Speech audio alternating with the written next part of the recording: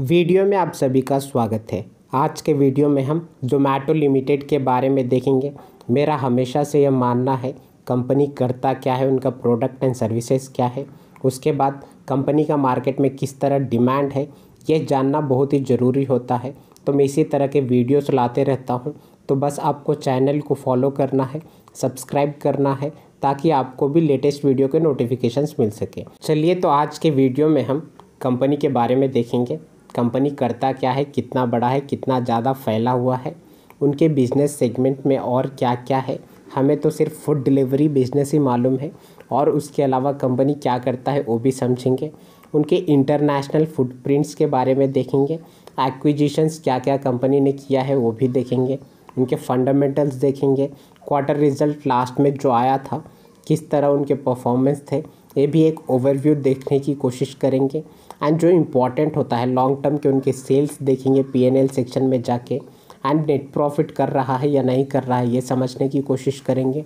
उससे हमें एक बात क्लियर होगा कि कंपनी का डिमांड बढ़ रहा है या नहीं। इसी तरह से लास्ट में हम शेयर होल्डिंग पैटर्न देखेंगे। चलिए, तो ज़ोमैटो के कुछ की पॉइंट्स डिस्कस करते हैं। इंडिया का एक लीडिंग फूड सर्विस प्लेटफॉर्म है in terms of the value of food sold. अगर आप फाइनेंशियल ईयर 21 के हिसाब से देखो तो 32.1 million average monthly active user जो कि इनके प्लेटफॉर्म पे विज़िट करते हैं एंड वहाँ से ऑर्डर करते हैं। अगर आप सिर्फ इंडिया के हिसाब से बात करो तो ज़ोमैटो 525 सिटीज़ में अवेलेबल है। 3,89,932 एक्टिव रेस्टोरेंट्स हैं।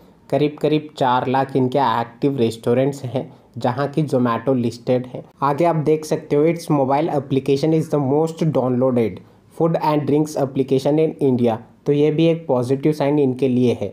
तो चलिए आगे बढ़ते हैं और इनके हम बिजनेस सेगमेंट्स के बारे में जानते हैं। ज़ोमैटो मेनली 4 सेगमेंट में अपना काम करता है, वहाँ से मनी जनरेट करता है। और भी इनके फ्यूचर प्लान्स कई सारे हैं, ग्रोसरीज में एंटर करने का और भी कई सारे सोच रखे हैं। पर जहाँ से इनका मेन बिजनेस हो रहा है, जहाँ से रेवेन्यू आता है, उनके बारे में हम देखेंगे। टोटल 4 सेगमेंट्स हैं। फूड डिलीवरी जो हम सभी जानते हैं, dining out, hyper pure and Zomato pro. तो इनके बारे में भी चलिए देख लेते हैं। तो जैसे कि आप देख सकते हो, फूड डिलीवरी बिजनेस में टोटल इनके 3 की स्टेक होल्डर हैं, जहाँ की customer, delivery partner and restaurant. आगे आप देख सकते हो, over the last few year Zomato has experienced rapid growth in food delivery in India. बहुत ही तेज़ी से कंपनी बढ़ी है, जिसके वैल्यूज़ के टर्म्स में मैंने ईयरली नोट करके रखा है। आप देख सकते हो, मैं इनके जो ग्रोथ हैं वह इनके सेल्स के चार्ट में, जहां P&L सेक्शन में हम डिस्कस करेंगे, मैं वहां क्लियरली आपको बताऊंगा। तो चलिए हम आगे बढ़ते हैं। इनका दूसरा बिजनेस सेगमेंट देखिए, dining out. Customer use Zomato dining out offering to search and discover restaurants, read and write customer generated reviews, views and upload photo, book a table and make payment while dining out at restaurant. Zomato currently monetizes its dining out offering through advertisement sales products, through which restaurants partners pay the company for enhanced visibility on its platform. अगर आप financial year 20 की बात करो तो करीब 8,000 restaurants partners किए थे company के साथ एडवर्टाइजमेंट के रिलेटेड।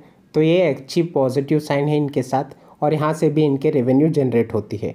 चलिए, तो आगे देखते हैं हाइपर प्योर, जहाँ की कंपनी फार्म से फॉक यानी जो फार्मर्स होते हैं उनसे जो भी रॉ मटेरियल्स होता है जो कि रिक्वायर्ड होती है किसी भी रेस्टोरेंट्स के लिए, तो इस तरह से दोनों को कनेक्ट करने की कोशिश करती है और फार्मर से लेके रेस्टोरेंट्स में डायरेक्टली सप्लाई करती है। इससे भी कंपनी को बहुत ही अच्छी तरह से प्रॉफिट होती है। चलिए, तो आगे हम इनके एक और बिजनेस सेगमेंट है जो कि ज़ोमैटो प्रो है, उनके बारे में भी देखते हैं।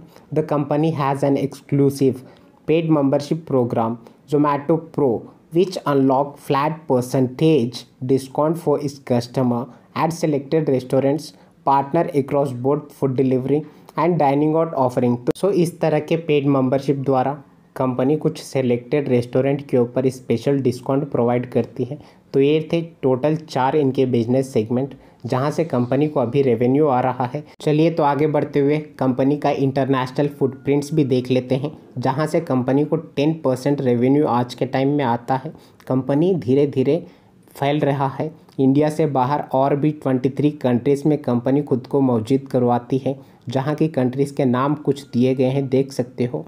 UAE, Australia, New Zealand, Philippines, Indonesia, Malaysia, इस तरह के और भी कई सारे कंट्रीज़ हैं। टोटल 23 कंट्रीज़ में कंपनी और प्रेजेंट है, वहाँ भी अपने सर्विसेज प्रोवाइड कर रही है।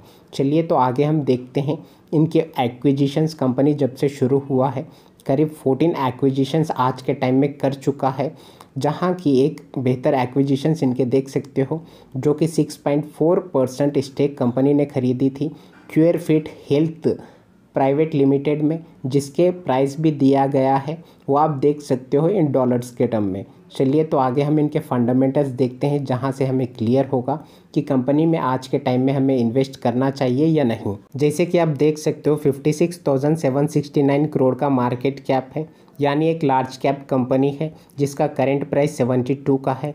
1 ईयर का हाई 169 एंड 1 ईयर का लो 50 का है। कंपनी अभी भी प्रॉफिट जनरेट नहीं कर रही है, तो इनके पीई, आरओसीई, आरओई तो देखना बेकार है। अर्न भी नहीं कर रही है तो अर्निंग पर शेयर्स भी नहीं होगा। कंपनी के ऊपर डेट है जो कि 30 करोड़ है एंड प्रमोटर की होल्डिंग बिल्कुल नहीं है। ये एक नेगेटिव साइन मानी जा सकती है। चलिए तो आगे हम देखते हैं इनके क्वार्टर रिजल्ट किस तरह आया था। तो इनके सेल्स आप देख सकते हो मार्च 2022 में 1015 करोड़ का सेल्स है, जहां की ऑपरेटिंग प्रॉफिट के नाम पे कंपनी के हाथ में अभी भी लॉस आ रही है। कंपनी अभी भी प्रॉफिट जनरेट नहीं कर पा रही है। क्वार्टरली परफॉर्मेंस में इनके सेल्स तो इंक्रीज़ हुए हैं, पर नेट प्रॉफिट के नाम पे कंपनी को आज भी लॉस है। चलिए तो हम इनके P&L सेक्शंस में जाके लास्ट 5-6 ईयर्स के परफॉर्मेंस देखते हैं, वहाँ हम समझते हैं कि कंपनी प्रॉफिट में है या नहीं है। जैसे कि आप देख सकते हो P&L सेक्शन में मार्च 2017 से 2022 का डाटा है, जहां सेल्स देखिए 245 का 371, 1163, 2336 का है। उसके बाद कोविड के वजह से जो लॉकडाउन आया था उसमें 1714 का है। उसके बाद मार्च में देखिए इस ईयर बहुत ही अच्छी तरह से इनके सेल्स इंक्रीज़ हुए हैं, 3611 करोड़ का इनका सेल्स हुआ है, पर कंपनी अभी भी प्रॉफिट जनरेट नहीं कर पा रही है। इनके अगर ईयरली परफॉर्मेंस में इनके सेल्स देखो तो बहुत ही अच्छी तरह से इंक्रीज़ हो रहा है, जो इंडिकेट करता है कि जो भी कंपनी कर रहा है उसका डिमांड बहुत ही अच्छी तरह से बढ़ रहा है। तो वंस अगर जो भी कंपनी सर्विसेज प्रोवाइड कर रही है उसके लिए चार्जेस करना स्टार्ट कर दे तो कंपनी को प्रॉफिट आएगी। पर इस तरह की कंपनीज खुद को पहले बड़ा बनाना चाहती है, लोगों का डाटा कलेक्ट करना चाहती है, उसके बाद ही चार्जेस करती है। तो आप इसके बारे में सोच सकते हो। कंपनी आज के टाइम में बहुत ही अच्छे वैल्यूएशंस पे मिल रहा है। अगर आपको 60 से 55 के बीच में मिल गया तो बहुत ही अच्छे वैल्यूएशंस हैं। वंस आप इन्वेस्ट कर रहे हो तो बिल्कुल ही लॉन्ग टर्म के लिए इन्वेस्ट कीजिएगा, क्योंकि इस तरह की कंपनी लॉन्ग टर्म में बहुत ही अच्छे रिटर्न्स देते हैं। चलिए तो इनके शेयर होल्डिंग पैटर्न भी देख लेते हैं, जहां कि आप क्लियरली देख सकते हो एफआईस 10.44% है उनका इन्वेस्टमेंट, डीआईस का 3.05, पब्लिक के हाथ में 83.60, बाकी अदर्स के पास है जो कि 2.91% उनका है। तो अच्छी तरह से बाकी फर्म्स भी कंपनी में इन्वेस्टेड हैं। मेरा सिंपल कहना है कंपनी जो भी कर रहा है बेहतर कर रहा है। कंपनी का डिमांड भी बहुत ही अच्छी तरह से इंक्रीज़ हो रहा है। अगर आपको लॉन्ग टर्म के लिए इन्वेस्ट करना है तो आज के टाइम में इसमें इन्वेस्ट कर सकते हो। बहुत ही अच्छी वैल्यूएशंस पे आज के टाइम कंपनी मिल रही है। चलिए तो आज के वीडियो में इतना ही, मिलते हैं अगले वीडियो में। वीडियो को लाइक एंड चैनल को सब्सक्राइब करके रखिएगा। Thank you. जय हिंद।